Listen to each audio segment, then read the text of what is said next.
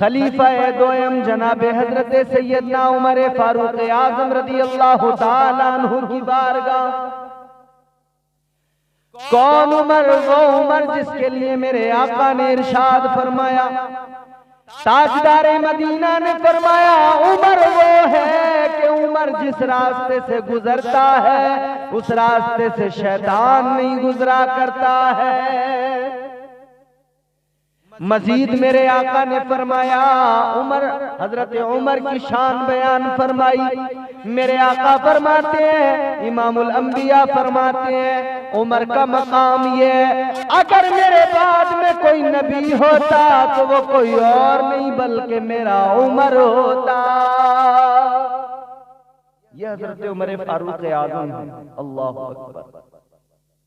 सहाबियत इनकी ये कि हुजूर पाक सल्लल्लाहु ताला अलैहि वसल्लम के जो 4 यार हैं उनमें दूसरा नंबर हजरत उमर फारूक आजम का है।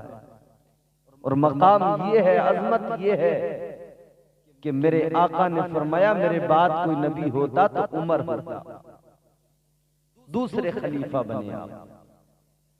आपके दौरे खिलाफत में आधी दुनिया पर इस्लाम का परचम लहरा रहा था।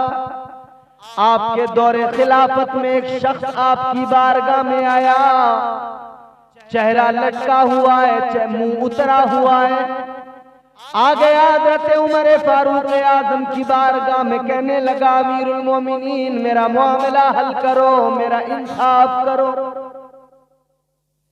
सैयदना उमर फारूक आज़म ने फरमाया, बोलो क्या मामला है? अर्ज करने लगा, हुजूर मैं 2 साल के बाद में अपने घर आया हूं। 2 साल मैंने परदेश में गुजारे, अपने घर से दूर रहा। 2 साल के बाद में घर पे मैं आया हूं, और जब घर पे आ रहा था तो बड़ा खुश था। मेरे दिल में बड़े अरमान थे, जाकर अपनी ज़ौजा से मिलूंगा, बड़ी ख्वाहिशें दिल के अंदर थी, अपने घर पहुंचूंगा। लेकिन जैसे ही मैं घर पहुंचा मेरी सारी खुशियां खत्म हो गई, मेरी ख्वाहिशों का जनाजा उठ गया। हजरत उमर फारूक आजम फरमाते, बात क्या है, बात बताओ। अर्ज करने लगा, हुजूर 2 साल के बाद में मैं अपने घर आया, मगर घर आया तो मैंने क्या देखा कि मेरी बीवी हामिला है, बीवी मेरी उम्मीद से है। हुजूर 2 साल तक मैं घर नहीं था, लेकिन मेरी बीवी उम्मीद से है। जब मैंने अपनी बीवी से मालूम किया, ए मेरी मनकूहा, ए मेरी ज़ौजा, ये बता दे तेरे शिकम में जो बच्चा पल रहा है वो किसका है? तो कहता है, वो कसम खा के कहने लगी, ए मेरे शोहर, ए मेरे सरताज, वो किसी और का नहीं, वो तेरा बच्चा है, वो तेरा खून है, वो तेरा बच्चा है जो मेरे शिकम में पल रहा है। अल्लाह अकबर कबीरा। बड़ा पेचीदा मसला लेकर आया है ये शख्स। हजरत उमर फारूक आजम की बारगाह है, कहने लगा, हुजूर 2 साल तक बाहर रहा हूं, टच नहीं किया, बीवी को छुआ नहीं, फिर आखिर मेरी बीवी हामिला मैंने पाई, मेरा बच्चा कैसे हो सकता है? हजरत उमर फारूक आजम ने फरमाया, अच्छा। बुलाया गया उसकी ज़ौजा को। बुलाने के बाद में जब उससे मालूम किया गया, वो फिर कसम खा के कहने लगी, किसी और का नहीं, मेरे शोहर का है। लेकिन बात समझ में आने वाली थी नहीं, सब लोग हैरान थे। हजरत उमर फारूक आजम ने शरई तकाज़ों को मलहूज रखा, जो नजर आता है बज़ाहिर उसी पर हुक्म लगता है शरीयत का, और उसी के मुआफिक, उसी के मुताबिक फैसले सुनाए जाते हैं। हजरत उमर फारूक आजम ने शरई तकाज़ों का ख्याल करते हुए फैसला सुना दिया। अल्लाह अल्लाह जनाब हजरत उमर फारूक आजम ने फैसला दे दिया कि रजम किया जाएगा, यानी इसको संगसार किया जाएगा। और इस्लाम का कानून ये है, अगर कोई शादीशुदा निकाह के बाद में औरत हो या मर्द जिना करे तो सजा ये है कि उसे संगसार किया जाए, इतने पत्थर मारे जाएं कि उसका दम निकल जाए। हजरत उमर फारूक आजम ने फैसला सुना दिया, रजम किया जाएगा। मुजरिम पाई गई वो औरत, लिहाजा सजा सुना दी गई, संसार किया जाए।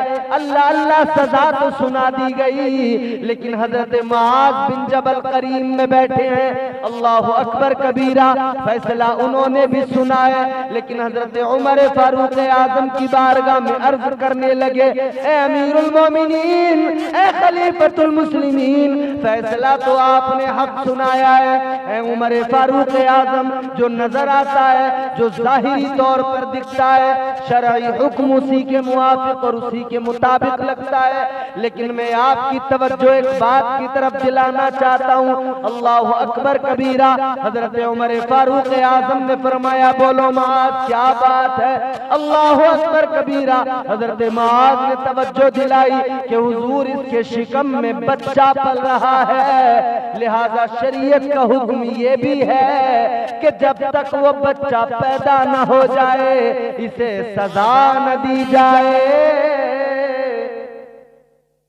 हजरत मुआज बिन जबल कहने लगे कि हुजूर के दौर में भी ऐसे मामले सामने आए, लेकिन हुजूर ने यही तरीक़ेकार अपनाया, क्योंकि शिकम में जो बच्चा है उसका कोई कसूर नहीं, उसका कोई जुर्म नहीं।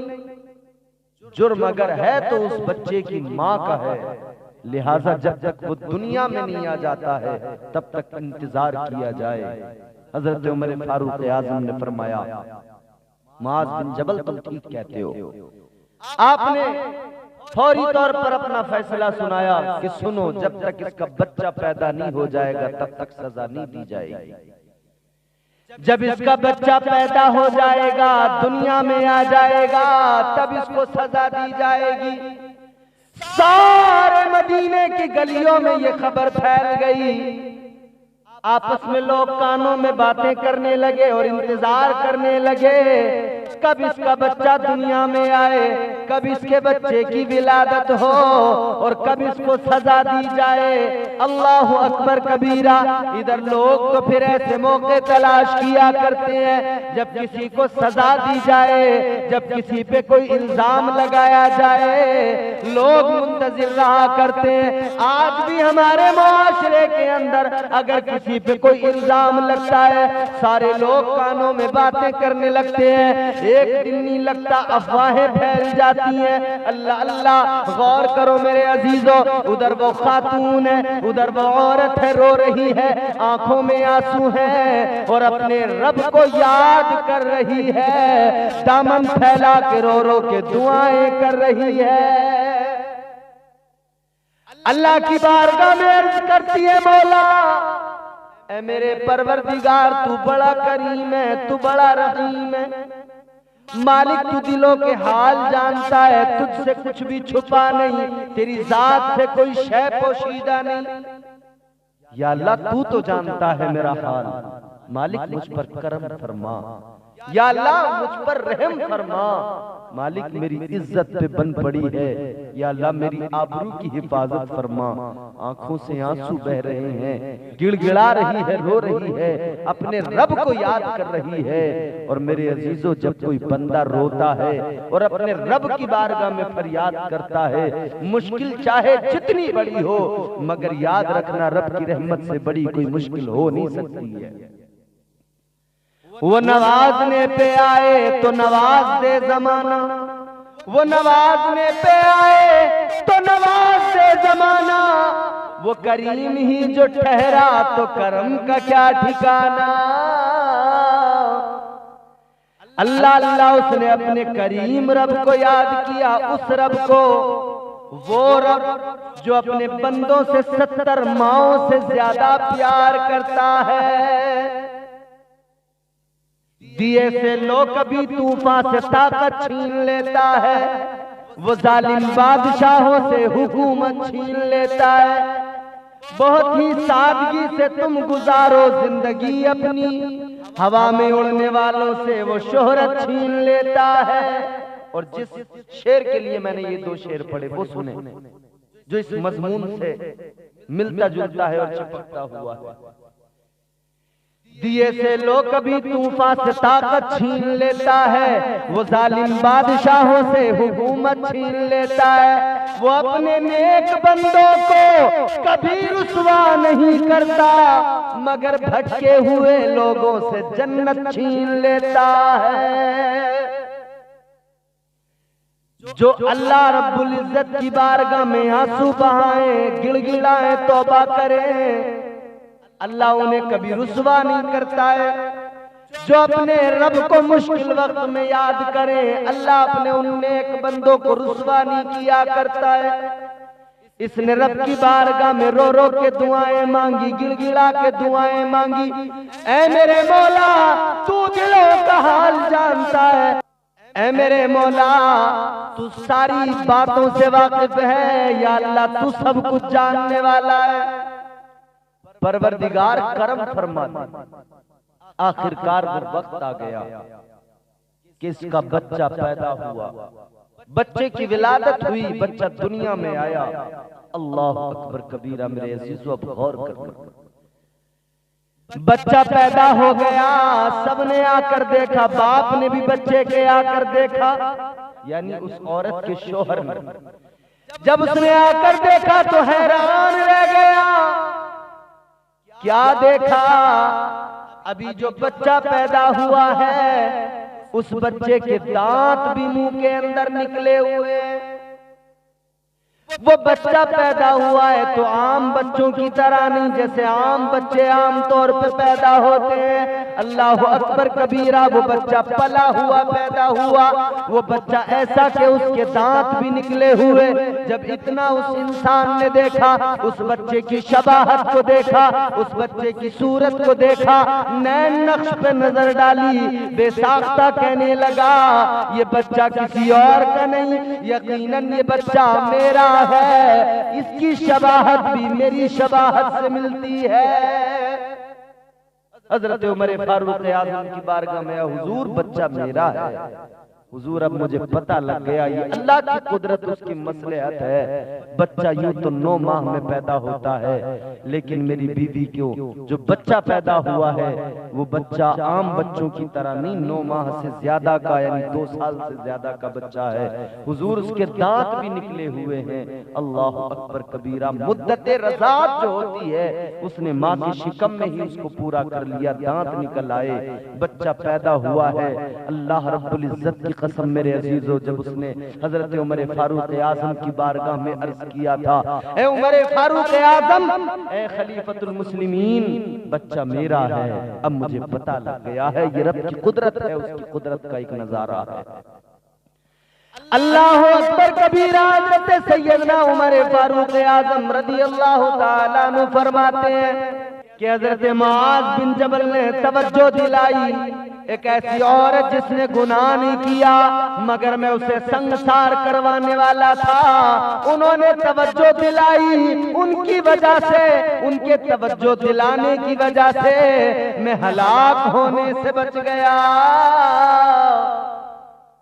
अल्लाह अकबर। हजरत उमर फारूक आज़म फरमाते, मुआज़ बिन जबल ने अगर तवज्जो न दिलाई होती तो शायद वो औरत जो है उसको मैं सजा वही दे देता, और वो उस सजा की सबब, जबकि वो मुजरिमा नहीं थी, जबकि वो जो उसने वो गुनाह किया ही नहीं था, जुर्म किया ही नहीं था, लेकिन वो संसार हो जाती। मुआज़ बिन जबल की तवज्जो दिलाने की वजह से वो संसार होने से बच गई और मैं हलाकत से बच गया।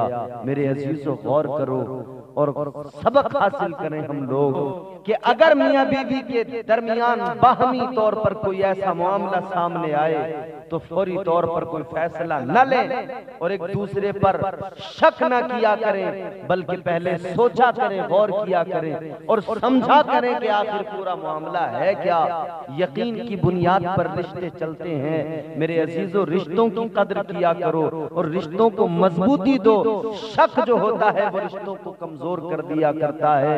न जाने कितने घर शक की बुनियाद पर तबाह हो गए। घरों के अंदर लड़ाई झगड़े, जरा जरा बातों पर शक की बुनियाद पर झगड़े क्यों होते हैं? कि हमारे एक दूसरे के लिए जो मामलात हैं, हुस्ने जन से हम काम नहीं लेते। इस्लाम कहता है हुस्ने जन से काम लिया करो। एक मोमिन के बारे में अच्छा गुमान रखा करो और फिर वो मोमिन तुम्हारा अपना हो, भाई हो, रिश्तेदार हो, वो तुम्हारी जोजा हो या किसी औरत का खाविंद हो, वो औरत उस पर शक करती हो, तो ऐसा ना करें, बल्कि रिश्तों की कदर किया करें। पहले पूरे तौर पर मामले को समझ लिया करें, पहले संजीदगी के साथ उस पर गौर व खौस करें, फिर कोई फैसला लिया करें।